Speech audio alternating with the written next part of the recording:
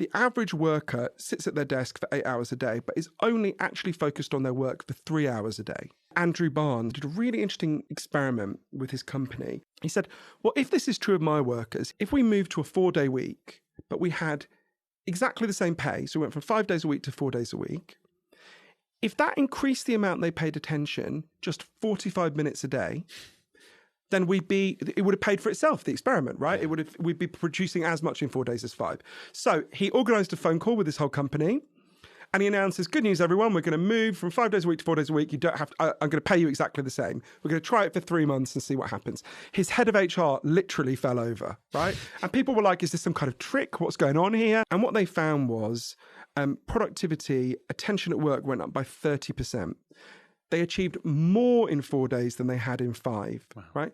Because stress went down, social media use went down. One of the things people spent more of their time doing was sleeping more. I'm sure we'll talk about that. Absolutely essential for attention. And so they've now moved to, this is now permanent. They now permanently work 4 days a week. And in a way, I remember when I first learned about that and I interviewed Andrew and all these people, thinking, that feels almost too good to be true.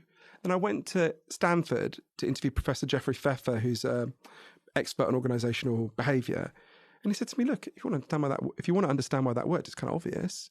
Ask any sports fan, do you want your team to go onto the pitch absolutely exhausted? No. You want your team to go onto the pitch really well rested, really up for the game.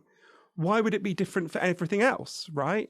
And and of course, there's now been lots of experiments in a 4-day week, and they pretty consistently find the same thing.